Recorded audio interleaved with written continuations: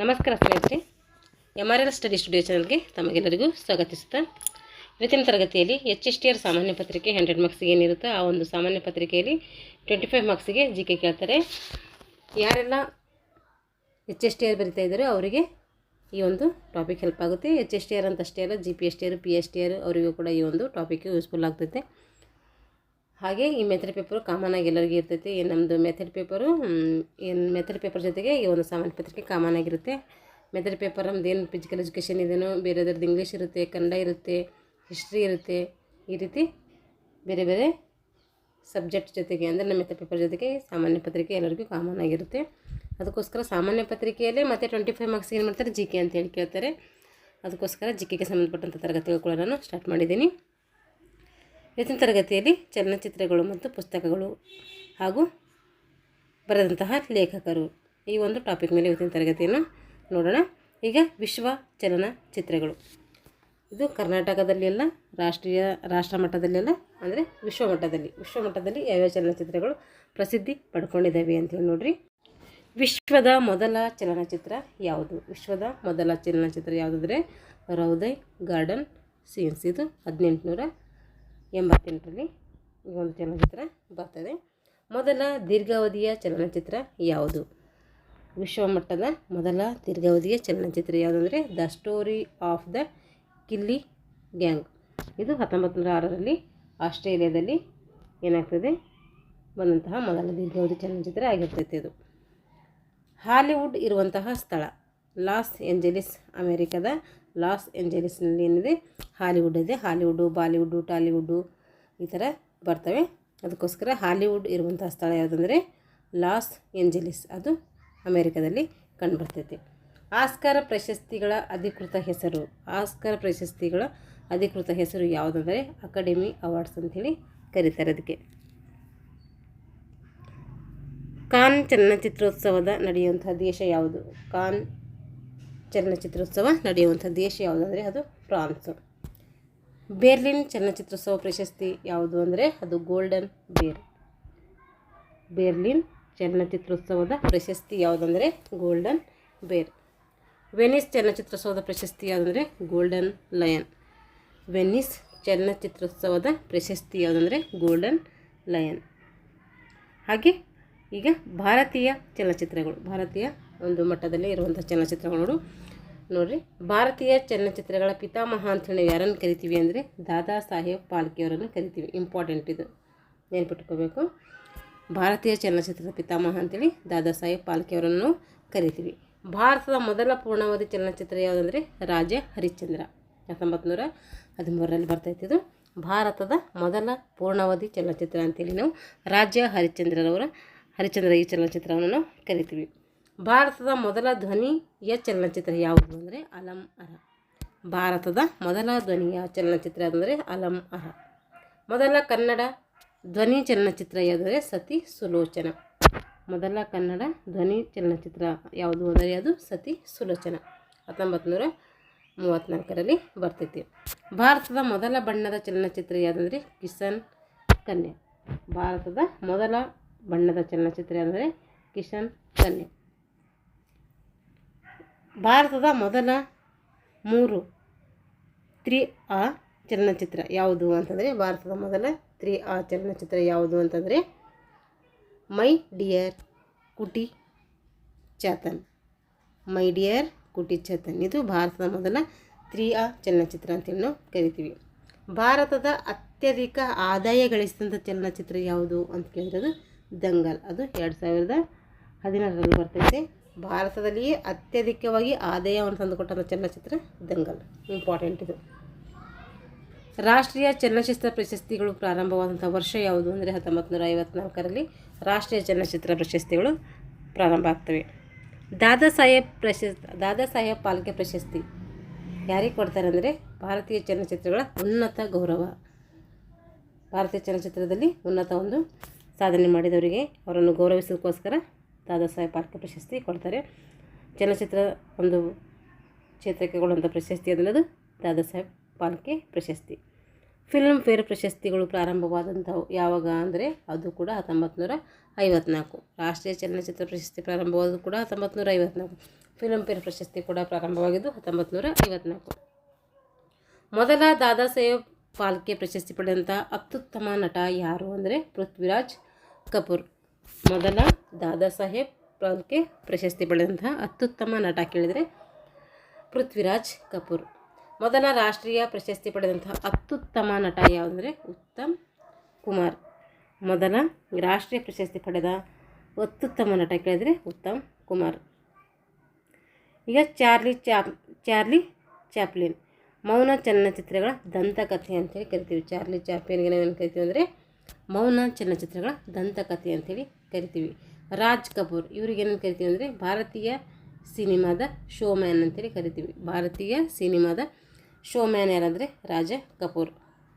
ಸತ್ಯಜಿತ್ ರೈ ಅಂದರೆ ವಿಶ್ವವಿಖ್ಯಾತ ಭಾರತೀಯ ನಿರ್ದೇಶಕ ಯಾರು ಅಂದರೆ ಸತ್ಯಜಿತ್ ರೈ, ವಿಶ್ವವಿಖ್ಯಾತ ಭಾರತೀಯ ನಿರ್ದೇಶಕ. AR ರೆಹಮಾನ್ ಆಸ್ಕರ್ ಪ್ರಶಸ್ತಿ ಪಡೆದಂತಹ ಸಂಗೀತ ನಿರ್ದೇಶಕ. ಆಸ್ಕರ್ ಪ್ರಶಸ್ತಿ ಪಡೆದಂತಹ ಸಂಗೀತ ನಿರ್ದೇಶಕರು ಯಾರು ಅಂದರೆ AR Rahman. Amitabh Bachchan ಅಂಗ್ರಿ Young man ಎಂದೇ ಪ್ರಸಿದ್ಧರಾದವರು ಅಮಿತಾಬ್ ಬಚ್ಚನ್. ಅಂಗ್ರಿ ಯಂಗ್ ಮ್ಯಾನ್ ಅಂತೇಳಿ ಅವರನ್ನು ಅಮಿತಾಬ್ ಬಚ್ಚನ್ ಅವರನ್ನು ಕರಿತೀವಿ. ಈಗ ಚಲನಚಿತ್ರೋದ್ಯಮಗಳು ನೋಡಿರಿ. ಬಾಲಿವುಡ್ ಅಂತೇಳಿ ಯಾವ ಚಲನಚಿತ್ರವನ್ನು ಕರಿತೀವಿ ಅಂತಂದರೆ ಮುಂಬೈಯಲ್ಲಿರುವಂತಹ ಹಿಂದಿ ಭಾಷೆಯ ಚಲನಚಿತ್ರೋದ್ಯಮವಾಗಿದೆ. ಮುಂಬೈಯಲ್ಲಿರುವಂಥ ಹಿಂದಿ ಭಾಷೆಯ ಚಲನಚಿತ್ರೋದ್ಯಮಕ್ಕೆ ನಾವು ಏನೇನು ಕರಿತೀವಿ ಅಂದರೆ ಅದು ಬಾಲಿವುಡ್. ಇಂಪಾರ್ಟೆಂಟ್ ಇದು, very important. Bollywood, Tollywood, sandalwood ಈ ರೀತಿ ಯಾವ್ಯಾವ ಕರಿತೀವಿ ಅಂತ ಕೇಳ್ತಾರೆ. ಹಿಂದಿ ಒಂದು ಭಾಷೆ ಚಲನಚಿತ್ರಕ್ಕೆ ನಾವೇನು ಕರಿತೀವಿ ಬಾಲಿವುಡ್ ಅಂತೇಳಿ ಕರಿತೀವಿ. ಕಾಲಿವುಡ್ ಅಂತ ಎದು ಕರಿತೀವಿ ಅಂತಂದರೆ ಚೆನ್ನೈಯಲ್ಲಿರುವಂಥ ತಮಿಳು ಭಾಷೆಯ ಚಲನಚಿತ್ರೋದ್ಯಮಕ್ಕೆ ಏನಂತೀವಿ, ತಮಿಳು ಭಾಷೆಯ ಚಲನಚಿತ್ರೋದ್ಯಮಕ್ಕೆ ಕಾಲಿವುಡ್. ಬಾಲಿವುಡ್ ಹಿಂದಿ ಚಲನಚಿತ್ರೋದ್ಯಮಕ್ಕೆ ಕರೆದ್ರೆ ಕಾಲಿವುಡ್ ಅಂಥೇಳಿ ತಮಿಳು ಭಾಷೆಯ ಚಲನಚಿತ್ರಕ್ಕೆ ಕರಿತೀವಿ. ಇದು ಎರಡನೇ ಅತಿ ದೊಡ್ಡ ಚಲನಚಿತ್ರೋದ್ಯಮ. ಭಾರತದ ಅತಿ ದೊಡ್ಡ ಚಲನಚಿತ್ರೋದ್ಯಮ ಅಂದರೆ ಅದು ಬಾಲಿವುಡ್. ಹಾಗೆ ಅದು ವಿಶ್ವದ ಅತಿ ದೊಡ್ಡ ಚಲನಚಿತ್ರೋದ್ಯಮಗಳಲ್ಲಿ ಕೂಡ ಒಂದಾಗಿದೆ. ಹಾಗೆ ಕಾಲಿವುಡ್ಡು ಚೆನ್ನೈಯಲ್ಲಿರುವಂತಹ ತಮಿಳು ಭಾಷೆಯ ಚಲನಚಿತ್ರೋದ್ಯಮ ಕಾಲಿವುಡ್. ಇದು ಭಾರತದ ಎರಡನೇ ಅತಿ ದೊಡ್ಡ ಒಂದು ಚಲನಚಿತ್ರ ಉದ್ಯಮ. ಇಂಪಾರ್ಟೆಂಟ್, ವೆರಿ ಇಂಪಾರ್ಟೆಂಟ್ ಇವೆಲ್ಲ. ಟಾಲಿವುಡ್ ನೋಡ್ರಿ. ಟಾಲಿವುಡ್ ಹೈದರಾಬಾದ್ನಲ್ಲಿರುವಂತಹ ತೆಲುಗು ಭಾಷೆಯ ಚಲನಚಿತ್ರೋದ್ಯಮವಾಗಿದೆ. ಟಾಲಿವುಡ್ ಏನಾಗಿದೆ, ಹೈದರಾಬಾದ್ನಲ್ಲಿರುವಂತಹ ತೆಲುಗು ಭಾಷೆಯ ಚಲನಚಿತ್ರೋದ್ಯಮ. ಟಾಲಿವುಡ್ ಏನು, ಇದು ತಮಿಳು ಭಾಷೆಯ ತೆಲುಗು ಭಾಷೆಯ ಚಲನಚಿತ್ರ ಉದ್ಯಮ. ಇದು ಭಾರತದ ಮೂರನೇ ಅತಿ ದೊಡ್ಡ ಚಲನಚಿತ್ರ ಉದ್ಯಮವಾಗಿದೆ. ಹಾಗೆ ಸ್ಯಾಂಡಲ್ವುಡ್, ಇದು ಕರ್ನಾಟಕದ ಬೆಂಗಳೂರಿನಲ್ಲಿ ನೆಲೆಗೊಂಡಿರುವಂತಹ ಭಾರತೀಯ ಚಿತ್ರರಂಗದ ಪ್ರಮುಖ ಭಾಗವಾಗಿದೆ. ಸ್ಯಾಂಡಲ್ವುಡ್ ಕನ್ನಡ ಭಾಷೆಯ ಚಲನಚಿತ್ರಗಳನ್ನು ಇದು ನಿರ್ಮಿಸ್ತೈತೆ. 1934ರಲ್ಲಿ ಮೊದಲ ಟಾಕಿ ಚಿತ್ರ ಸತಿ ಸುಲೋಚನ ಏನಾಗ್ತೈತೆ ಬರ್ತೈತೆ. ಭಾರತದ ಮೊದಲ ಟಾಕಿ ಚಿತ್ರ ಯಾವುದಂದರೆ ಸತಿ ಸುಲೋಚನ. ಕರ್ನಾಟಕದಲ್ಲಿರುವಂಥದ್ದು ಸ್ಯಾಂಡಲ್ವುಡ್. ಈಗ ಮಾಲಿವುಡ್ ನೋಡ್ರಿ. ಕೊಚ್ಚಿಯಲ್ಲಿರುವಂತಹ ಮಲಯಾಳಂ ಭಾಷೆಯ ಚಲನಚಿತ್ರ ಉದ್ಯಮ ಯಾವುದಂದರೆ ಅದು ಮಾಲಿವುಡ್. ಮಲಯಾಳಂ ಭಾಷೆಗೆ ಏನಂತೀವಿ, ಮಲಯಾಳಂ ಭಾಷೆಯಲ್ಲಿರುವಂಥ ಚಲನಚಿತ್ರೋದ್ಯಮಕ್ಕೆ ಮಾಲಿವುಡ್ ಅಂತೇಳಿ ಕರಿತೀವಿ. ಇದು ಭಾರತದ 4ನೇ ಅತಿ ದೊಡ್ಡ ಚಲನಚಿತ್ರ ಉದ್ಯಮ. ಏನಾಯ್ತು ಇವಾಗ, ಭಾರತದ ಮೊದಲನ ಅತಿ ದೊಡ್ಡ ಚಲನಚಿತ್ರ ಉದ್ಯಮ ಯಾವುದು ಅಂತ ಕೇಳಿದ್ರೆ ಅದು ಟಾಲಿವುಡ್ ಅಲ್ಲ, ಅದು ಬಾಲಿವುಡ್. ಅದು ಹಿಂದಿ ಭಾಷೆಯಲ್ಲಿರೋದು, ಮುಂಬೈಯಲ್ಲಿ ಇರುವಂಥ ಒಂದು ಚಲನಚಿತ್ರ ಉದ್ಯಮ. ಹಾಗೆ ಕಾಲಿವುಡ್ ಇದು ತಮಿಳು ಭಾಷೆಯಲ್ಲಿರುವಂಥದ್ದು. ಚೆನ್ನೈಯಲ್ಲಿರುವಂತಹ ತಮಿಳು ಭಾಷೆ ಚಲನಚಿತ್ರೋದ್ಯಮಕ್ಕೆ ಕರಿತೀವಿ ಕಾಲಿವುಡ್ ಅಂತೇಳಿ ಕರಿತೀವಿ. ಹಾಗೆ ಟಾಲಿವುಡ್ ಇದು ಅಂದರೆ ತೆಲುಗು ಭಾಷೆ. ಹೈದರಾಬಾದ್ನಲ್ಲಿರುವಂತಹ ತೆಲುಗು ಭಾಷೆಯ ಒಂದು ಚಲನಚಿತ್ರ ಉದ್ಯಮಕ್ಕೆ ಏನಂತೀವಿ ಟಾಲಿವುಡ್ ಅಂತೇಳಿ ಕರಿತೀವಿ. ಸ್ಯಾಂಡಲ್ವುಡ್ಡು ಇದು ಕರ್ನಾಟಕದಲ್ಲಿರುವಂಥ ಸ್ಯಾಂಡಲ್ವುಡ್, ಇದು ನಮ್ಗೆ ಗೊತ್ತಿರುತ್ತೆ ಈಸಿಯಾಗಿ. ಹಾಗೆ ಮಾಲಿವುಡ್ ಅಂದರೆ ಮಲಯಾಳಂ, ನೆನ್ಪಿಟ್ಕೋಬೇಕಿದು. ಮಲಯಾಳಂ, ಕೊಚ್ಚಿಯಲ್ಲಿರುವಂತಹ ಮಲಯಾಳಂ ಭಾಷೆ ಚಲನಚಿತ್ರಕ್ಕೆ ಮಾಲಿವುಡ್ ಅಂತ ಕರಿತೀವಿ. ಇದು ಭಾರತದ 4ನೇ ಅತಿ ದೊಡ್ಡ ಚಲನಚಿತ್ರ ಉದ್ಯಮ ಆಗಿದೆ. ಈಗ ಪಂಜಾಬಿ ಸಿನಿಮಾ ಪಂಜಾಬ್ನಲ್ಲಿ ನೆಲೆಗೊಂಡಿರುವ ಪಂಜಾಬಿ ಭಾಷೆಯ ಚಲನಚಿತ್ರೋದ್ಯಮವಾಗಿದೆ. ಇದು ಭಾರತದ 5ನೇ ಅತಿ ದೊಡ್ಡ ಚಲನಚಿತ್ರ ಉದ್ಯಮ. ಪಂಜಾಬಿ ಭಾಷೆಯ ಪಂಜಾಬಿ ಸಿನಿಮಾದಲ್ಲಿ ಪಂಜಾಬ್ನಲ್ಲಿ ನೆಲೆಗೊಂಡಿರುವಂಥ ಪಂಜಾಬಿ ಭಾಷೆಯ ಚಲನಚಿತ್ರ ಉದ್ಯಮ ಯಾವುದಂದರೆ ಪಂಜಾಬಿ ಸಿನಿಮಾ. ಇದು ಭಾರತದ 5ನೇ ಅತಿ ದೊಡ್ಡ ಚಲನಚಿತ್ರ ಉದ್ಯಮವಾಗಿದೆ. ಇಷ್ಟು ಉದ್ಯಮಗಳ ಬಗ್ಗೆ ಕೇಳ್ತಾರೆ ನೋಡ್ರಿ. ಇಲ್ಲಿ ಸರಿ ಹೇಳ್ತೀನಿ. ಫಸ್ಟು ಮುಂಬೈಯಲ್ಲಿರುವಂಥದ್ದು ಯಾವುದಂದರೆ ಅದು ಬಾಲಿವುಡ್, ಅದು ಹಿಂದಿ ಭಾಷೆ. ಹಾಗೆ ಎರಡನೇದು ಯಾವುದಂದರೆ ತಮಿಳು, ಅದು ಚೆನ್ನೈನಲ್ಲಿರುವಂಥ ತಮಿಳು ಭಾಷೆಯ ಚಲನಚಿತ್ರೋದ್ಯಮಕ್ಕೆ 2ನೇ ಅತಿ ದೊಡ್ಡ ಚಲನಚಿತ್ರ ಉದ್ಯಮ ಅಂತೇಳಿ ಕರಿತೀವಿ, ಅದು ಕಾಲಿವುಡ್ಡು. ಹಾಗೆ 3ನೇ ಅತಿ ದೊಡ್ಡ ಚಲನಚಿತ್ರ ಉದ್ಯಮ ಯಾವುದು ಅಂದರೆ ಅದು ತೆಲುಗು ಭಾಷೆಯ, ಹೈದರಾಬಾದ್ನಲ್ಲಿರುವಂಥ ತೆಲುಗು ಭಾಷೆಯ ಯಾವುದದು ಟಾಲಿವುಡ್. 3ನೇದು ಟಾಲಿವುಡ್ಡು. ಹಾಗೆ 4ನೇದು ಯಾವುದಂದರೆ ಮಾಲಿವುಡ್. ಇದು ಎಲ್ಲಿ ಕಂಡು ಬರ್ತೈತೆ? ಮಾಲಿವುಡ್ ಅಂದರೆ ಮಲಯಾಳಂನಲ್ಲಿ ಕಂಡು ಬರ್ತೈತೆ. ಇದು 4ನೇ ಅತಿ ದೊಡ್ಡ ಉದ್ಯಮ. ಹಾಗೆ 5ನೇ ಅತಿ ದೊಡ್ಡ ಉದ್ಯಮ ಯಾವುದಂದರೆ ಅದು ಪಂಜಾಬಿ ಭಾಷೆಯ ಪಂಜಾಬಿ ಸಿನಿಮಾ ಅಂತಲೇ ಕರೀತಾರೆ. ಅದು ಪಂಜಾಬಿ ಭಾಷೆಯಲ್ಲಿ ಇರುವಂಥ ಒಂದು ಚಲನಚಿತ್ರ ಉದ್ಯಮ. ಅದು 5ನೇ ಅತಿ ದೊಡ್ಡ ಚಲನಚಿತ್ರ ಉದ್ಯಮವಾಗಿದೆ. ಇಂಪಾರ್ಟೆಂಟಿಗೆ ಒಂದು ನೋಟ್ಸ್ ಮಾಡ್ಕೋಬೇಕು ನಾವು. ಇವಾಗ ಕನ್ನಡ ಚಿತ್ರರಂಗದ ಮೊದಲುಗಳು, ಕನ್ನಡ ಚಿತ್ರರಂಗದ ಪ್ರಪ್ರಥಮಗಳು ನೋಡ್ರಿ. ಕನ್ನಡ ಚಿತ್ರರಂಗದ ಮೊದಲ ನಾಯಕ ನಟ ಯಾರು ಅಂದರೆ ಸುಬ್ಬಯ್ಯ ನಾಯ್ಡು. ಕನ್ನಡ ಚಿತ್ರರಂಗದ ಮೊದಲ ನಾಯಕ ನಟ ಕೇಳಿದರೆ ಸುಬ್ಬಯ್ಯ ನಾಯ್ಡು. ಮೊದಲ ಟಾಕಿ ಸಿನಿಮಾ ಯಾವುದು ಅಂದರೆ ಸತಿ ಸುಲೋಚನ. ಮೊದಲ ರಿಮೇಕ್ ಸಿನಿಮಾ ಯಾವುದು ಅಂದರೆ ಬೆಟ್ಟದ ಕಳ್ಳ. ಮೊದಲ ರಿಮೇಕ್ ಸಿನಿಮಾ ಅಂದರೆ ಬೆಟ್ಟದ ಕಳ್ಳ. ಮೊದಲ ರಾಷ್ಟ್ರ ಪ್ರಶಸ್ತಿ ಪಡೆದಂಥ ಸಿನಿಮಾ ಯಾವುದಂದರೆ ಬೇಡರ ಕಣ್ಣಪ್ಪ. ಇದು ಡಾಕ್ಟರ್ ರಾಜ್ಕುಮಾರ್ ಅವರು ಅಭಿನಯ ಮಾಡಿರ್ತಾರೆ ಇದರಲ್ಲಿ. ಅದು ಏನಾಗ್ತಂದರೆ ರಾಷ್ಟ್ರ ಪ್ರಶಸ್ತಿ ಪಡೆದಂಥ ಮೊದಲ ಕನ್ನಡ ಚಲನಚಿತ್ರ ಆಗಿರ್ತೈತೆ. ಮೊದಲ ಕಲರ್ ಸಿನಿಮಾ ಯಾವುದು ಅಂದರೆ ಅಮರ ಶಿಲ್ಪಿ ಜಕಣಾಚಾರಿ. ಫಸ್ಟೆಲ್ಲ ಬ್ಲ್ಯಾಕ್ ಆ್ಯಂಡ್ ವೈಟ್ ಇದ್ದವು. ಕಲರ್ ಒಂದು ಚಲನಚಿತ್ರ ಇದರಲ್ಲಿ ಯಾವ್ದು ಫಸ್ಟ್ ಕಲರ್ ಚಲನಚಿತ್ರ ಮಾಡಿರೋದು ಅಂತಂದರೆ ಅದು ಅಮರ ಶಿಲ್ಪಿ ಜಕಣಾಚಾರಿ. ಮೊದಲ ಆರ್ಟ್ ಸಿನಿಮಾ ಯಾವುದಂದರೆ ಮೃಚ್ಛಕಟಿಕ. ಮೊದಲ ಆರ್ಟ್ ಸಿನಿಮಾ ಕೇಳಿದರೆ ಮೃಚ್ಛಕಟಿಕ. ಮೊದಲ ಕಾದಂಬರಿ ಆಧಾರಿತ ಸಿನಿಮಾ ಯಾವುದು ಅಂದರೆ ಅದು ಕಾಡು. ಕಾದಂಬರಿ ಆಧಾರವಿಟ್ಕೊಂಡು ಮಾಡ್ತಾರೆ ಚಲನಚಿತ್ರ. ಅದು ಮೊದಲ ಕಾದಂಬರಿ ಆಧಾರಿತ ಚಲನಚಿತ್ರ ಯಾವುದಂದರೆ ಅದು ಕಾಡು. ಕರ್ನಾಟಕದ ಮೊದಲ ಚಿತ್ರಮಂದಿರ ಯಾವುದಂದರೆ ಪ್ಯಾರಾಮೌಂಟ್. ಕರ್ನಾಟಕದ ಮೊದಲ ಚಿತ್ರಮಂದಿರ ಕೇಳಿದರೆ ಅದು ಪ್ಯಾರಾಮೌಂಟ್. ಮೊದಲ ಶತದಿನ ಆಚರಿಸಿಕೊಂಡ ಕನ್ನಡ ಸಿನಿಮಾ, ಮೊದಲ ಆ್ಯಕ್ಷನ್ ಬಾಂಡ್ ಮಾದರಿ ಸಿನಿಮಾ ಯಾವುದಂದರೆ ಜೇಡರ ಬಲೆ. ಮೊದಲ ಶತದಿನ ಆಚರಿಸಿಕೊಂಡ ಕನ್ನಡ ಸಿನಿಮಾ, ಮೊದಲ ಆ್ಯಕ್ಷನ್ ಅಥವಾ ಬಾಂಡ್ ಮಾದರಿ ಸಿನಿಮಾ ಯಾವುದಂದರೆ ಜೇಡರ ಬಲೆ. ಮೊದಲ ಶತದಿನ ಆಚರಿಸಿಕೊಂಡಂತಹ ಕನ್ನಡ ಸಿನಿಮಾದ ಮೊದಲ ಆ್ಯಕ್ಷನ್ ಅಥವಾ ಬಾಂಡ್ ಮಾದರಿ ಸಿನಿಮಾ ಇದಾಗಿರ್ತೈತೆ. ಮೊದಲ ಸಿನಿಮಾ ಸ್ಕೋಪ್ ಸಿನಿಮಾ ಯಾವುದು ಅಂತಂದರೆ ಅದು ಸೊಸೆ ತಂದ ಸೌಭಾಗ್ಯ. ಮೊದಲ ಸಿನಿಮಾ ಸ್ಕೋಪ್ ಸಿನಿಮಾ ಯಾವುದು ಅಂದರೆ ಸೊಸೆ ತಂದ ಸೌಭಾಗ್ಯ. ಮೊದಲ ಅರಣ್ಯ ಸಂರಕ್ಷಣಾ ಸಂದೇಶವುಳ್ಳ ಸಿನಿಮಾ ಯಾವುದಂದರೆ ಗಂಧದ ಗುಡಿ. ಮೊದಲ ಸಿನಿಮಾ ಸ್ಕೂಪ್ ಸಿನಿಮಾ ಯಾವುದು ಅಂದರೆ ಸೊಸೆ ತಂದ ಸೌಭಾಗ್ಯ. ಮೊದಲ ಶತದಿನ ಆಚರಿಸಿಕೊಂಡ ಅಂದರೆ 100 ದಿನ ಓಡಿದಂಥ ಸಿನಿಮಾ ಯಾವುದು ಅಂತ ಕೇಳ್ತಾರೆ. ಅದಕ್ಕೇನಂತಾರೆ ಮೊದಲ ಶತದಿನ ಆಚರಿಸಿಕೊಂಡ ಕನ್ನಡ ಸಿನಿಮಾ, ಮೊದಲ ಆ್ಯಕ್ಷನ್ ಅಥವಾ ಬಾಂಡ್ ಮಾದರಿ ಸಿನಿಮಾ ಅಂತ ಕೂಡ ಅದನ್ನು ಕರಿತೇವೆ, ಜೇಡರ ಬಲೆ. ಕರ್ನಾಟಕದ ಮೊದಲ ಚಿತ್ರಮಂದಿರ ಕೇಳಿದ್ರೆ ಪ್ಯಾರಾಮೌಂಟ್. ಇವೆಲ್ಲ ಇಂಪಾರ್ಟೆಂಟ್ ಇಲ್ಲ. ಹಾಗೆ ಕಾದಂಬರಿ ಆಧಾರವಿಟ್ಕೊಂಡು ಮಾಡಿದಂಥ ಮೊದಲ ಚಿತ್ರ ಕಾಡು. ಮೊದಲ ಆರ್ಟ್ ಸಿನಿಮಾ ಯಾವುದು ಅಂದರೆ ಅದು ಮೃಚ್ಛಕಟಿಕ. ಮೊದಲ ಸಿನಿಮಾ ಸ್ಕೋಪ್ ಸೊಸೆ ತಂದ ಸೌಭಾಗ್ಯ. ಹಾಗೆ ಮೊದಲ ಅರಣ್ಯ ಸಂರಕ್ಷಣೆ ಸಂದೇಶವುಳ್ಳ ಸಿನಿಮಾ ಅಂದರೆ ಅದು ಗಂಧದ ಗುಡಿ. ಮೊದಲು ವಿದೇಶದಲ್ಲಿ ಚಿತ್ರೀಕರಣಗೊಂಡ, ಎಲ್ಲ ಮುಂಚೆ ಏನು ಮಾಡ್ತಾರೆ ಭಾರತದಲ್ಲಿಯೇ ಚಿತ್ರೀಕರಣಗೊಳ್ತಿದ್ವು. ಮೊಟ್ಟ ಮೊದಲ ಬಾರಿಗೆ ವಿದೇಶದಲ್ಲಿ ನಿರ್ಮಾಣಗೊಂಡಂತಹ ಅಥವಾ ಚಿತ್ರೀಕರಣಗೊಂಡಂತಹ ಕನ್ನಡ ಸಿನಿಮಾ ಯಾವುದಂದರೆ ಸಿಂಗಾಪುರದಲ್ಲಿ ಆದಂತಹ ರಾಜಕುಳ್ಳ. ಇದು ಏನು ಮಾಡ್ತಾರೆ ಮೊದಲ ವಿದೇಶದಲ್ಲಿ ಆದಂತಹ ಚಲನಚಿತ್ರ ಅಂತ ನಾವು ಕರಿತೀವಿ. ಮೊದಲ ಬಾರಿ ನೀರಿನಾಳದಲ್ಲಿ ಚಿತ್ರೀಕರಣ ನಡೆಸಿದ ಸಿನಿಮಾ ಯಾವುದು? ಭೂಮಿ ಮೇಲೆ ಚಿತ್ರೀಕರಣ ಮಾಡ್ತಾಯಿದ್ರು. ಮೊಟ್ಟ ಮೊದಲ ಬಾರಿಗೆ ನೀರಿನಲ್ಲಿ ಕೂಡ ಚಿತ್ರೀಕರಣ ಮಾಡ್ತಾರೆ. ಹಾಗಾದರೆ ನೀರಿನಲ್ಲಿ ಮಾಡಿದಂಥ ಮೊಟ್ಟ ಮೊದಲ ಚಲನಚಿತ್ರ ಯಾವುದು ಅಂತ ಕೇಳಿದರೆ ಒಂದು ಮುತ್ತಿನ ಕತೆ. ಮೊದಲ ಈಸ್ಟ್ಮನ್ ಕಲರ್ ಸಿನಿಮಾ ಯಾವುದು? ಮೊದಲ ಈಸ್ಟ್ಮನ್ ಕಲರ್ ಸಿನಿಮಾ ಯಾವುದಂದರೆ ಅದು ಗಂಧದ ಗುಡಿ. ಕನ್ನಡದ ಮೊದಲ 3D ಸಿನಿಮಾ ಯಾವುದಂದರೆ ಕಂಠಾರಿ ವೀರ ಸುರಸುಂದರಂಗಿ. ಕಂಠಾರಿ ವೀರ ಸುರಸುಂದರಂಗಿ ಕನ್ನಡದ ಮೊದಲ 3D ಸಿನಿಮಾ ಅಂತೇಳಿ ನಾವು ಕರಿತೀವಿ. ಅತಿ ಹೆಚ್ಚು ಕಲೆಕ್ಷನ್ ಮಾಡಿದ ಕನ್ನಡ ಸಿನಿಮಾ ಯಾವುದು ಅಂತಂದರೆ ಅದು KGF 2. ಅತಿ ಹೆಚ್ಚು ಕಲೆಕ್ಷನ್ ಮಾಡಿದಂತಹ ಕನ್ನಡ ಸಿನಿಮಾ ಯಾವುದು ಅಂದರೆ KGF 2. ಅಲ್ಲಿ ನೋಡಿದ್ದೀನಿ ಭಾರತದಲ್ಲಿ ಅತಿ ಆದಾಯ ಗಳಿಸಿದಂಥ ಅತಿ ದೊಡ್ಡ ಸಿನಿಮಾ ಯಾವುದಂದರೆ ದಂಗಲ್. ಅತಿ ಹೆಚ್ಚು ಆದಾಯ ತಂದುಕೊಟ್ಟಂಥ ಭಾರತದಲ್ಲಿ ಅತಿ ಹೆಚ್ಚು ಆದಾಯ ತಂದುಕೊಟ್ಟಂತಹ ಸಿನಿಮಾ ಅಂದರೆ ಅದು ದಂಗಲ್. ಹಾಗೆ ಕರ್ನಾಟಕದಲ್ಲಿ ಅತಿ ಹೆಚ್ಚು ಕಲೆಕ್ಷನ್ ಅಥವಾ ಆದಾಯ ತಂದುಕೊಟ್ಟಂತಹ ಕನ್ನಡ ಸಿನಿಮಾ ಅಂದರೆ KGF 2.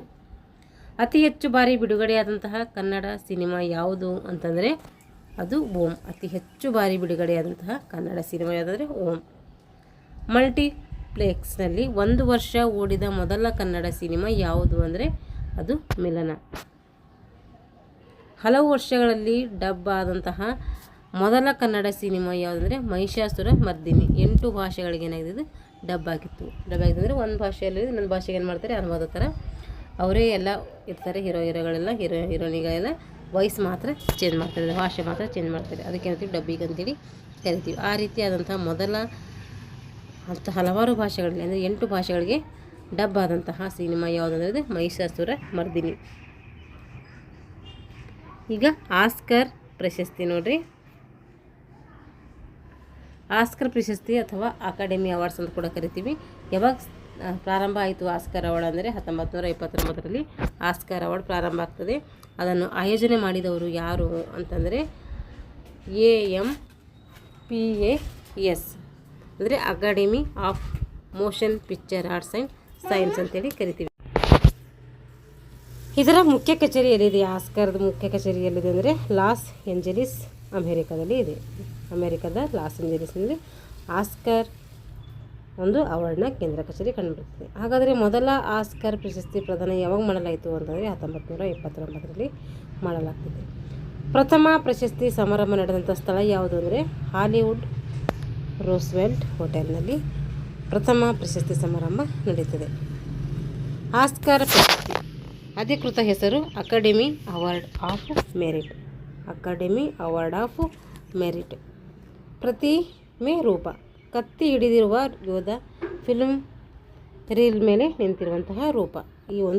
ಇದೇನು ಮಾಡ್ತಾರೆ, ಈ ಪ್ರಶಸ್ತಿಯನ್ನು ಕೊಡ್ತಾರೆ. ಇದ್ರ ಹೈಟ್ ಎಷ್ಟಿರ್ತದೆ ಅಂದರೆ 13.5 ಇಂಚ್ ಇರ್ತೈತೆ. ಇದ್ರ ತೂಕ ಎಷ್ಟಿರ್ತೈತೆ ಅಂದರೆ 3.8 kg ಇರ್ತೈತೆ. ಹಾಗೆ 2025ರ ಆಸ್ಕರ್ಗಳು 97ನೇ ಅಕಾಡೆಮಿ ಪ್ರಶಸ್ತಿಗಳು. 2025ರ ಆಸ್ಕರ್ಗಳು 97ನೇ ಅಕಾಡೆಮಿ ಪ್ರಶಸ್ತಿ ಅಂತ ನಾವು ಕರಿತೀವಿ. ಅಂದರೆ ಇದು ಅವಾರ್ಡ್ ಕೊಡುವಂಥದ್ದು 97ನೇ ಅಕಾಡೆಮಿ ಪ್ರಶಸ್ತಿಗಳು. 97ನೇದು ಎಷ್ಟು ನಡೀತದೆ 2025ರಲ್ಲಿ ನಡೆದಂಥ ಆಸ್ಕರ್ ಅವಾರ್ಡ್ಗಳು. ಅತ್ಯುತ್ತಮ ಚಿತ್ರ ಯಾವುದು ಅಂದರೆ ಆಸ್ಕರ್ ಅವಾರ್ಡ್ ಪಡೆದಂತಹ ಅತ್ಯುತ್ತಮ ಚಿತ್ರ ಯಾವುದು ಅಂದರೆ ಅನೋರ. ಪ್ರಮುಖ ವಿಜೇತೆಯರಂದರೆ ಸೀನ್ ಬೇಕರ್. ಅನೋರ ಅನ್ನೋಂತಹ ಸಿನಿಮಾದು ಸೀನ್ ಬೇಕರ್ ಏನು ಮಾಡ್ತಾರೆ ಪ್ರಮುಖ ವಿಜೇತರಾಗಿರ್ತಾರೆ ಈ ಒಂದು ಆಸ್ಕರ್ ಪ್ರಶಸ್ತಿದು. ಅತ್ಯುತ್ತಮ ನಟ ಯಾರು ಅಂತ ಕೇಳಿದ್ರೆ ಅದು ಅಡ್ರಿಯನ್ ಬ್ರಾಡಿ ದಿ ಬುಟಲಿಸ್ಟ್ ಅನ್ನುವಂತಹ ಸಿನಿಮಾ. ಅತ್ಯುತ್ತಮ ನಟ ಪ್ರಶಸ್ತಿ ಪಡ್ಕೋತಾರೆ. ಅತ್ಯುತ್ತಮ ನಟಿ ಪ್ರಶಸ್ತಿ ಯಾರು ಪಡ್ಕೋತಾರೆ ಮೈಕಿ ಮ್ಯಾಡಿಸನ್. ಅನೋರ ಒಂದು ಚಲನಚಿತ್ರ. ಈಗ ಆಸ್ಕರ್ನಲ್ಲಿ ಭಾರತದ ಸಾಧನೆ ಏನಾಗಿದೆ ನೋಡ್ರಿ. ಮೊದಲ ಭಾರತೀಯ ಆಸ್ಕರ್ ವಿಜೇತೆ ಯಾರು ಅಂದರೆ ಭಾನು ಅಥಯ್ಯ. ಇದು ಗಾಂಧಿ ಸಿನಿಮಾ 1982ರಲ್ಲಿ ವೇಷಭೂಷಣ ವಿನ್ಯಾಸಕ್ಕಾಗಿ ಏನು ಮಾಡ್ತಾರೆ ಈ ಒಂದು ಪ್ರಶಸ್ತಿಯನ್ನು ಕೊಡ್ತಾರೆ. ಸತ್ಯಜಿತ್ ರೇ ಇವರು ಗೌರವ ಆಸ್ಕರ್ ಪ್ರಶಸ್ತಿಯನ್ನು ಪಡ್ಕೋತಾರೆ 1992ರಲ್ಲಿ. AR ರೆಹಮಾನ್ 2 ಆಸ್ಕರ್ ಪ್ರಶಸ್ತಿಯನ್ನು ಪಡ್ಕೋತಾರೆ. ಸಲ್ಮ್ ಡಾಗ್ ಮಿಲಿಯನಿಯರ್ 2019 ಈ ಪ್ರಶಸ್ತಿಯನ್ನು ಪಡ್ಕೋತಾರೆ. ಹಾಗೆ ರುಸುಲ್ ಪುಕಟಿ ಇಲ್ಲಿ ಧ್ವನಿ ವಿನ್ಯಾಸಕ್ಕಾಗಿ ಈ ಪ್ರಶಸ್ತಿಯನ್ನು ಸಿಗ್ತದೆ. ಗುಲ್ಜಾರ್ ಇದು ಸಾಹಿತ್ಯಕ್ಕಾಗಿ ನೀಡುವಂಥ ಮೊದಲ ಪ್ರಶಸ್ತಿ.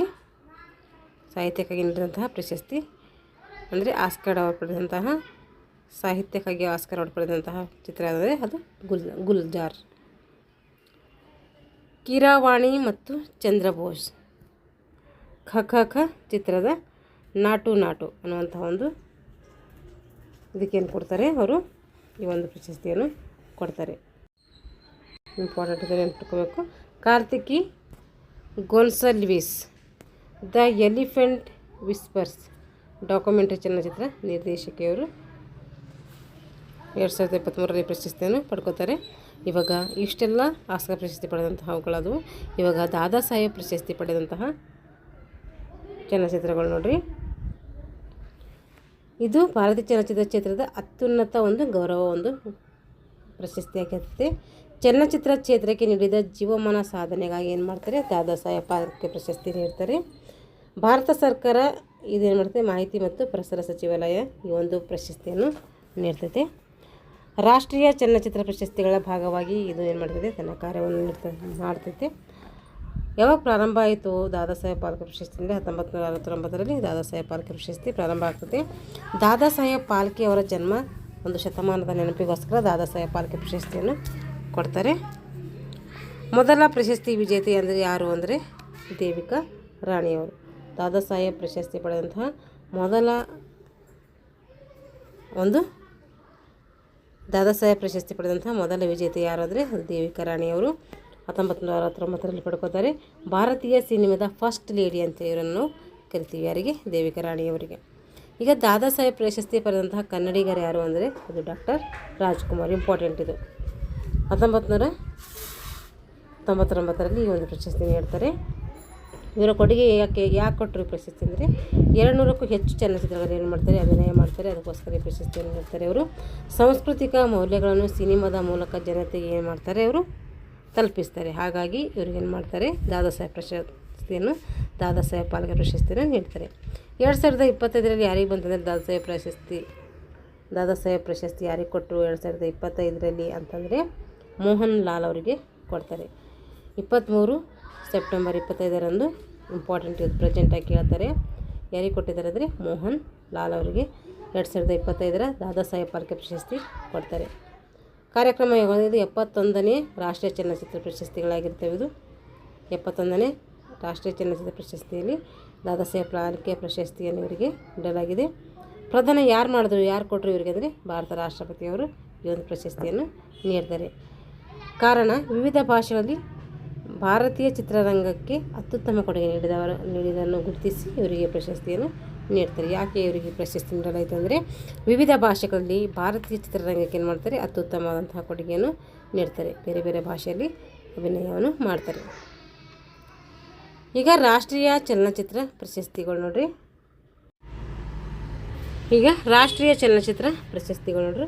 ಭಾರತ ಸರ್ಕಾರ ಮಾಹಿತಿ ಮತ್ತು ಪ್ರಸಾರ ಸಚಿವಾಲಯ ಏನು ಮಾಡ್ತೈತೆ, ಈ ಒಂದು ರಾಷ್ಟ್ರೀಯ ಚಲನಚಿತ್ರ ಪ್ರಶಸ್ತಿಯನ್ನು ನೀಡ್ತೈತೆ. ಮಿನಿಸ್ಟ್ರಿ ಆಫ್ ಇನ್ಫಾರ್ಮೇಷನ್ ಬ್ರಾಡ್ಕಾಸ್ಟಿಂಗ್ ಈ ಒಂದು ಸಚಿವಾಲಯದ ಅಂಡರಲ್ಲಿ ಏನು ಮಾಡ್ತಾರೆ, ರಾಷ್ಟ್ರೀಯ ಚಲನಚಿತ್ರ ಪ್ರಶಸ್ತಿಗಳನ್ನು ನೀಡ್ತಾರೆ. ಯಾವಾಗ ಪ್ರಾರಂಭ ಆಯ್ತದೆ ಅಂದರೆ 1954ರಲ್ಲಿ ಪ್ರಾರಂಭ ಆಗ್ತೈತಿ. ಮೊದಲ ಪ್ರಶಸ್ತಿ ನೀಡಿದಂಥ ವರ್ಷ ಅಂದರೆ 1995. ಸಮಾರಂಭದ ಅಧ್ಯಕ್ಷತೆ ಯಾರು ವಹಿಸಿದ್ರು ಅಂದರೆ ರಾಷ್ಟ್ರೀಯ ಚಲನಚಿತ್ರ ಪ್ರಶಸ್ತಿಗಳ ಸಮಾರಂಭದ ಅಧ್ಯಕ್ಷತೆ ವಹಿಸಿದವರು ಭಾರತದ ರಾಷ್ಟ್ರಪತಿಯವರು. ಮೊದಲ ಪ್ರಶಸ್ತಿ ವಿಜೇತರು ಯಾರು? ಭಾರತದ ರಾಷ್ಟ್ರೀಯ ಚಲನಚಿತ್ರ ಪ್ರಶಸ್ತಿಯ ಮೊದಲ ವಿಜೇತರು ಯಾರು ಅಂತ ಕೇಳಿದರೆ ಅದು ಅತ್ಯುತ್ತಮ ಚಲನಚಿತ್ರ ಶ್ಯಾಮ್ಚಿ ಆಯಿ, ಇದು ಮರಾಠಿ ಭಾಷೆಯಲ್ಲಿದೆ. ಅತ್ಯುತ್ತಮ ನಟಿ ಯಾರು ಅಂತಂದರೆ ಉತ್ತಮ್ ಕುಮಾರ್. ಅತ್ಯುತ್ತಮ ನಟಿ ಯಾರು ಅಂದರೆ ಮೀನಾ ಕುಮಾರಿ. ಅತ್ಯುತ್ತಮ ನಟ ಕೇಳಿದರೆ ಉತ್ತಮ್ ಕುಮಾರ್, ಅತ್ಯುತ್ತಮ ನಟಿ ಕೇಳಿದರೆ ಮೀನಾ ಕುಮಾರಿ. ಇವರೇನು ಮಾಡ್ತಾರೆ, ರಾಷ್ಟ್ರೀಯ ಚಲನಚಿತ್ರ ಪ್ರಶಸ್ತಿಯನ್ನು ಕೂಡ ಪಡ್ಕೊಳ್ತಾರೆ.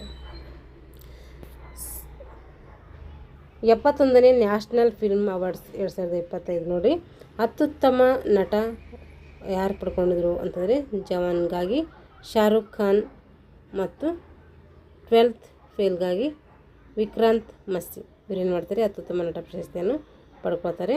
ಅತ್ಯುತ್ತಮ ನಟಿ ಪ್ರಶಸ್ತಿ ಯಾರು ಪಡ್ಕೊಂಡ್ರೆ ರಾಣಿ ಮುಖರ್ಜಿ ಅವರು ಪಡ್ಕೊಳ್ತಾರೆ. ಇವರು ಮಿಸ್ಟರ್ ಚಿತ್ರಾಜಿ ಆ್ಯಂಡ್ ನಾರ್ವೆ ಅನ್ನುವಂಥ ಸಿನಿಮಾದಲ್ಲಿ ನಟನೆ ಮಾಡ್ತಾರೆ.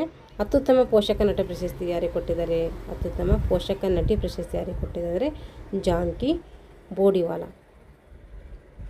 ಅತ್ಯುತ್ತಮ ಬಾಲ ಕಲಾವಿದ ಯಾರು ಅಂದರೆ ಸುಕೃತಿ ವೇಣಿ ಬಂಡ್ರೇಡಿ, ಕಬೀರ್ ಕಂಕನಿ, ತ್ರಿಷಾ ದೋಸಾರ್. ಇವರೇನು ಅತ್ಯುತ್ತಮ ಬಾಲ ಕಲಾವಿದರು ಇವರು. ಅತ್ಯುತ್ತಮ ಪ್ರಾದೇಶಿಕ ಚಿತ್ರ ಯಾವುದು? ಅತ್ಯುತ್ತಮ ಪ್ರಾದೇಶಿಕ ಚಿತ್ರ ಯಾವುದು ಅಂದರೆ ಅದು the ray of hope. The ray of hope. ಅತ್ಯುತ್ತಮ ತಮಿಳು ಚಿತ್ರ ಯಾವುದು ಅಂದರೆ ಅದು ಪಾರ್ಕಿಂಗ್. ಅತ್ಯುತ್ತಮ ತೆಲುಗು ಚಿತ್ರ ಭಗವಂತ ಕೇಸರಿ. ಅತ್ಯುತ್ತಮ ಗುಜರಾತಿ ಚಿತ್ರ ಯಾವುದಂದರೆ ವಶ್. ಅತ್ಯುತ್ತಮ ಮಲಯಾಳಂ ಚಿತ್ರ ಯಾವುದಂದರೆ ಉಲ್ಲೋ ಜುಕೋ. ಅತ್ಯುತ್ತಮ ಅಸ್ಸಾಮಿ ಚಲನಚಿತ್ರ ಅಂದರೆ ರೊಂಗ ಟಾಪ್ 1982ರಲ್ಲಿ ಬರ್ತೈತೆ. ಅತ್ಯುತ್ತಮ ಅಸ್ಸಾಮಿ ಚಲನಚಿತ್ರ ರೊಂಗ ಟಪ್ಪು. ಈಗ ಭಾರತೀಯ ಚಲನಚಿತ್ರ ದಾಖಲೆಗಳು, ಏನೇನು ದಾಖಲೆಗಳು ಮಾಡಿದೆ ಭಾರತದಲ್ಲಿ ಚಲನಚಿತ್ರಗಳು ನೋಡಿರಿ. ದಂಗಲ್ ಇದು 2016ರಲ್ಲಿ ಬಂತು. ಅತಿ ಹೆಚ್ಚು ಗಳಿಕೆ ಮಾಡಿದಂಥ ಭಾರತೀಯ ಚಿತ್ರ ಇದು. ಜಾಗತಿಕ ಮಟ್ಟದಲ್ಲಿ ಏನು ಮಾಡ್ತು, ಹೆಸರನ್ನು ಮಾಡಿತು. ಪ್ರಮುಖ ಮಾರುಕಟ್ಟೆ ಎಲ್ಲಿ, ಇದು ಪ್ರಮುಖ ಮಾರುಕಟ್ಟೆ ಯಾವುದಂದರೆ ಚೀನಾ. ಹಾಗೆ ಇದರಲ್ಲಿ ಅಭಿನಯ ಮಾಡಿದಂಥ ನಟ ಯಾರಂದರೆ ಅಮೀರ್ ಖಾನ್. ಎರಡನೇ ಚಿತ್ರ ಯಾವುದಂದರೆ ದಾಖಲೆ ಮಾಡಿರೋದು ಬಾಹುಬಲಿ 2 ದಿ ಕನ್ಕ್ಯೂಷನ್. 2017ರಲ್ಲಿ ಬಂತು. ಭಾರತದಲ್ಲಿ ಅತಿ ಹೆಚ್ಚು ಗಳಿಕೆ ಮಾಡಿದಂತಹ ಚಿತ್ರ ಕೂಡ ಇದಾಗಿರ್ತೈತೆ.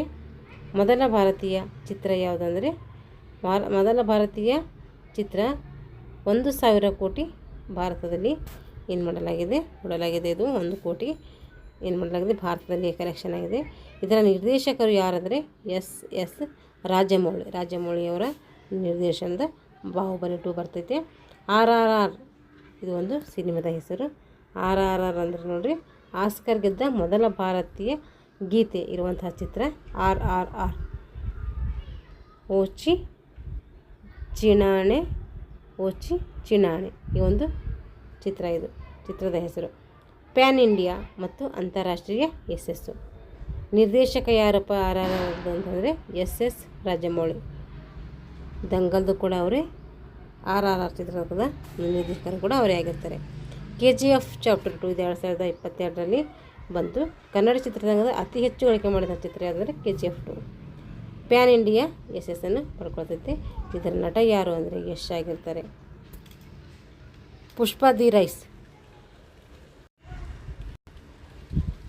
ಇದು 2021ರಲ್ಲಿ ಬರ್ತೈತೆ. ದಕ್ಷಿಣ ಭಾರತದ ಡಬ್ಬಿಂಗ್ ಚಿತ್ರಗಳಲ್ಲಿ ದಾಖಲೆ ಮಾಡಿ ಅಲ್ಲೇನು ಮಾಡ್ತದೆ, ಗಳಿಕೆಯನ್ನು ಮಾಡ್ತದೆ. ಇದರ ನಟ ಯಾರಂದರೆ ಅಲ್ಲು ಅರ್ಜುನ್. ಪುಷ್ಪ ಈ ಒಂದು ಚಿತ್ರದ ನಾಯಕ ನಟ ಅಲ್ಲು ಅರ್ಜುನ್. ಜವಾನ್ ಇದು 2023ರಲ್ಲಿ ಬರ್ತೈತೆ. ಶಾರುಖ್ ಖಾನ್ ಅವರ ಅತಿ ಹೆಚ್ಚು ಗಳಿಕೆ ಮಾಡಿದಂಥ ಚಿತ್ರ ಜವಾನ್ ಆಗಿರ್ತೈತಿ. ಮೊದಲ ಹಿಂದಿ ಚಿತ್ರ 100,000 ಕೋಟಿ ಕ್ಲಬ್ ಏನು ಮಾಡಿದ್ದು ವಿಶ್ವದಾದ್ಯಂತ ಇದು ದಾಖಲೆ ಮಾಡಿತ್ತು. ಈಗ ಕರ್ನಾಟಕ ರತ್ನ ಪ್ರಶಸ್ತಿ ಪಡೆದ ಕನ್ನಡ ನಟರು ನೋಡ್ರಿ. ಡಾಕ್ಟರ್ ರಾಜ್ಕುಮಾರ್ ಪ್ರಶಸ್ತಿ ಯಾವಾಗ ಸಿಗ್ತು ಇವರಿಗೆ? ಕರ್ನಾಟಕ ರತ್ನ ಪ್ರಶಸ್ತಿ ಅಂದರೆ 1992ರಲ್ಲಿ ಸಿಗ್ತೈತೆ. ಯಾಕೆ ಕೊಟ್ಟರು ಇವರಿಗೆ? ಏನು ಕೊಡುಗೆ ಇತ್ತು ಇವರಂದರೆ ಕನ್ನಡ ಚಿತ್ರರಂಗದ ದಂತಕಥೆ ಅಂತ ಇವರನ್ನು ಗುರುತಿಸ್ತಾರೆ. 200ಕ್ಕೂ ಹೆಚ್ಚು ಚಿತ್ರಗಳಲ್ಲಿ ಅಭಿನಯ ಮಾಡ್ತಾರೆ. ಕನ್ನಡ ಭಾಷೆ ಸಂಸ್ಕೃತಿಗೆ ಅಪಾರ ಸೇವೆಯನ್ನು ಸಲ್ಲಿಸ್ತಾರೆ. ಅಣ್ಣವರ ಹೆಸರಿನಲ್ಲಿ ಪ್ರಸಿದ್ಧವಾದಂತಹ ಅಣ್ಣವರು ಎಂಬ ಹೆಸರಿನಿಂದ ಕೂಡ ಇವರು ಏನಾಗಿರ್ತಾರೆ, ಪ್ರಸಿದ್ಧರಾಗಿರ್ತಾರೆ. ಹಾಗಾಗಿ ಇವರಿಗೆ ಏನು ಮಾಡ್ತಾರೆ ಅಂದರೆ ಕರ್ನಾಟಕ ರತ್ನ ಅನ್ನುವಂಥ ಪ್ರಶಸ್ತಿ ಕೂಡ ಕೊಡ್ತಾರೆ. ಎಷ್ಟರಲ್ಲಿ? 1992ರಲ್ಲಿ.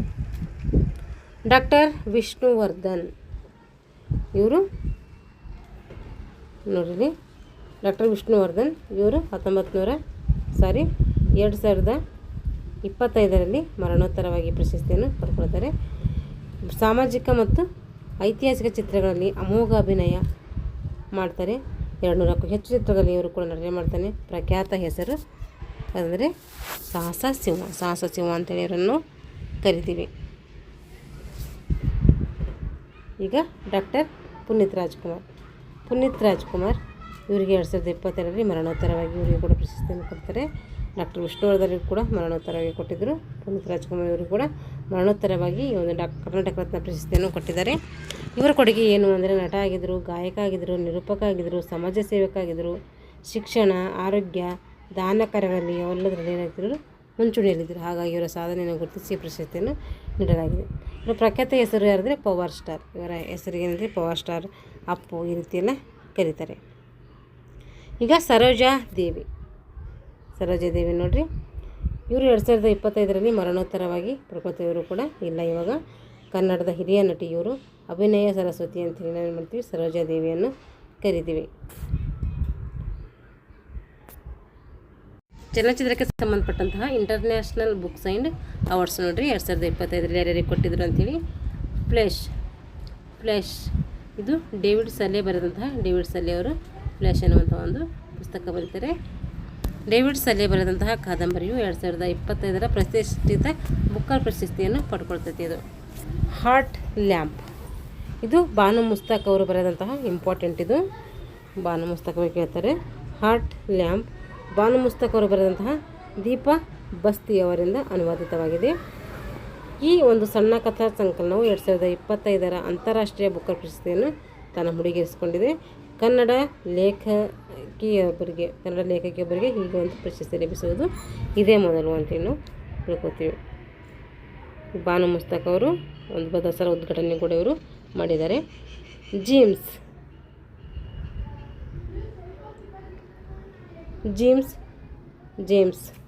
ಇದು ನೋಡಿ ಪಾರ್ಸಿವಲ್ ಎವರೆಟ್ ಅವರಿಂದ ಈ ಕೃತಿಯನ್ನು ರಚಿತವಾಗಿದೆ. 2025 ಫಿಕ್ಷನ್ ವಿಭಾಗದಲ್ಲಿ ಪುಲಿಟ್ಜರ್ ಪ್ರಶಸ್ತಿಯನ್ನು ಇದು ಪಡ್ಕೊಂಡಿದೆ. ಓನಿಕ್ಸಾ ಸ್ಟಾರ್ಮ್ ರೆಬೆಕಾ ಯರೋಸ್ ಅವರ ಈ ಒಂದು ಫ್ಯಾಂಟಸಿ ಕಾದಂಬರಿಯು ಜಾಗತಿಕವಾಗಿ ಹೆಚ್ಚು ಮಾರಾಟವಾದಂಥ ಪುಸ್ತಕಗಳಲ್ಲಿ ಇದು ಕೂಡ ಒಂದಾಗಿದೆ. Mother Mary comes to me ಖ್ಯಾತ ಲೇಖಕಿ ಅರುಂಧತಿ ರಾಯ್ ಅವರ ಮೊದಲ ಒಂದು ಆತ್ಮಚರಿತ್ರ ಕೃತಿ ಇದಾಗಿದೆ. ಯಾವುದು? Mother Mary comes to me ಅನ್ನುವಂಥದ್ದು ಅರುಂಧತಿ ರಾಯ್ ಅವರ ಮೊದಲ ಒಂದು ಆತ್ಮಚರಿತ್ರ ಕುರಿತು ಬರೆದಂಥ ಒಂದು ಕೃತಿ ಇದಾಗಿದೆ. ವೈ ದ ಕಾನ್ಸ್ಟಿಟ್ಯೂಷನ್ ಮ್ಯಾಟರ್ಸ್ ಮಾಜಿ ಮುಖ್ಯ ನ್ಯಾಯಮೂರ್ತಿಯಾದಂತಹ DY ಚಂದ್ರಚೂಡ್ ಅವರು ತಮ್ಮ ನ್ಯಾಯಾಂಗ ಅನುಭವಗಳ ಕುರಿತು ಒಂದು ಬರೆದಂಥ ಪುಸ್ತಕ ವೈ ದಿ ಕಾನ್ಸ್ಟಿಟ್ಯೂಷನ್ ಮ್ಯಾಟರ್ಸ್ ಅನ್ನುವಂಥ ಒಂದು ಪುಸ್ತಕವಾಗಿದೆ. Dhawan cricket my life and more ಅಂಥೇಳಿ ಈ ಕೃತಿ ಬರೆದವರು ಯಾರಂದರೆ ಭಾರತೀಯ ಕ್ರಿಕೆಟಿಗ ಶಿಖರ್ ಧವನ್ ಅವರು ತಮ್ಮ ಆತ್ಮಚರಿತ್ರೆ ಕುರಿತು ಏನು ಮಾಡ್ತಾರೆ, the one cricket my life and more ಅನ್ನುವಂಥ ಒಂದು ಕೃತಿಯನ್ನು ಇವರು ಬರೀತಾರೆ. ಸಲ್ಮಾನ್ ಖಾನ್ ಅವರು ಏನು ಬರ್ತಾರೆ ಅಂದರೆ ದ ಸುಲ್ತಾನ್ ಆಫ್ ಬಾಲಿವುಡ್ ಅನ್ನುವಂಥ ಒಂದು ಏನು ಮಾಡ್ತಾರೆ ಜೀವನ ಚರಿತ್ರೆಯನ್ನು ಬರೀತಾರೆ. ಸಲ್ಮಾನ್ ಖಾನ್ ಅವರ 60ನೇ ಜನ್ಮದಿನದ ಅಂಗವಾಗಿ ಮೋಹರ್ ಬಾಸು ಬರೆದಂತಹ ಜೀವನ ಚಿತ್ರ ಇದಾಗಿದೆ. ಸಂಸತ್ತು ಅಧಿಕಾರಿಗಳು, ಕಾರ್ಯಗಳು, ಸವಲತ್ತುಗಳು, ತುಲನಾತ್ಮಕ ಸಂವಿಧಾನಿಕ ದೃಷ್ಟಿಕೋನ ಈ ಒಂದು ಡಾಕ್ಟರ್ KS ಚೌಹಾಣ್ ಅವರು ಸಂಸತ್ತು ಅನ್ನುವಂಥ ಒಂದು ಕೃತಿಯನ್ನು ಬರೀತಾರೆ. ಗಾಜಾ ನಂತರದ ಜಗತ್ತು ಪಂಕಜ್ ಮಿಶ್ರಾ ಅವರು ಇದನ್ನು ಬರೀತಾರೆ. How India scale MT G20 the inside story of the G20 presidency Rupa publications ಅವರು ಅಮಿತಾಬ್ ಕಾಂತ್ ಏನು ಮಾಡ್ತಾರೆ ಒಂದು ಕೃತಿಯನ್ನು ಬರೀತಾರೆ. ಭಾರತೀಯ ನವೋದಯ ಮೋದಿ ದಶಕದ ಪುಸ್ತಕ ಬಿಡುಗಡೆ ಯಾರು ಮಾಡಿದ್ದಾರೆ ಅಂದರೆ ಡಾಕ್ಟರ್ ಐಶ್ವರ್ಯ ಪಂಡಿತ್ ಅವರು ಮಾಡ್ತಾರೆ. ಮೋದಿ ದಶಕ ಪುಸ್ತಕದ ಬಿಡುಗಡೆಯನ್ನು ಇವರು ಮಾಡ್ತಾರೆ. ಸ್ಟ್ಯಾಂಪ್ಡ್ ಸೈಯದ್ ಕಿರ್ಮಾನಿ, ದೇಬಾಶಿ ಸಿಂಗಪ್ತಾ ಆ್ಯಂಡ್ ದಕೇಶ್ ಪಾಠಕ್ ಇವರೇನು ಮಾಡ್ತಾರೆ ಈ ಒಂದು ಕೃತಿಯನ್ನು ಬರೀತಾರೆ. ನೋಡಿರಿ ಲಿಯೋ ಇವರೇನು ಬರೀತಾರೆ ನೋಡಿರಿ, Leo the untold story of Chennai super kings ಇದು ಯಾರು ಬರೀತಾರೆ ಅಂದರೆ PS ರಾಮನ್ ಅವರು ಬರೀತಾರೆ. The great conciliator Lal Bahadur Shastri and the transformation of India Sanjeev Chopra ಅವರು ಬರೀತಾರೆ. ದ ಇಂಡಿಯಾ ಐಸೆ ಇವರು S ಅಂಬುಜಾ ಅಮಲ್ ಅವರು ಈ ಒಂದು ಕೃತಿ ಬರೀತಾರೆ. PM prime minister's office through the years Himanshu Roy ಅವರು ಈ ಒಂದು ಕೃತಿಯನ್ನು ಬರೀತಾರೆ. ಜನತಾ ಕಿ ಕಹಾನಿ ಮೇರಿ ಆತ್ಮಕಥಾ ಯಾರು ಬರೆದರೆ ಅಂದರೆ ಜಗದೀಪ್ ಧನ್ಕರ್ ಅವರು ಬರೀತಾರೆ. ಜನತಾ ಕಿ ಕಹಾನಿ ಅನ್ನುವಂಥದ್ದು ಅವರೊಂದು ಆತ್ಮಚರಿತ್ರೆ ಆಗಿರ್ತೈತಿ, ಅದನ್ನು ಜಗದೀಪ್ ಧನ್ಕರ್ ಅವರು ಬರೀತಾರೆ. Original sin Jack topper and Alex Thomson ಅವರು ಇದನ್ನು ಬರೀತಾರೆ. The dairy of A cricketers wife ಇದು ಯಾರು ಬರೀತಾರೆ ಅಂದರೆ ಪೂಜಾರವರು ಬರೀತಾರೆ. ಇಷ್ಟು ಚಲನಚಿತ್ರಕ್ಕೆ ಸಂಬಂಧಪಟ್ಟಂತಹ ನಾವು ಸಂಕ್ಷಿಪ್ತವಾದಂಥ ವಿಷಯಗಳನ್ನು ತಿಳ್ಕೊಂಡಿದ್ದೀವಿ. ಮುಂದಿನ ತರಗತಿಯಲ್ಲಿ ಮುಂದಿನ ಒಂದು ವಿಷಯದೊಂದಿಗೆ ಮತ್ತೆ ಭೇಟಿಯಾಗೋಣ ಅಂತ ಹೇಳ್ತಾ ಇಲ್ಲಿಗೆ ತರಗತಿಯನ್ನು ಮುಗಿಸ್ತಾ ಇದ್ದೀನಿ. ಎಲ್ಲರಿಗೂ ಧನ್ಯವಾದಗಳು.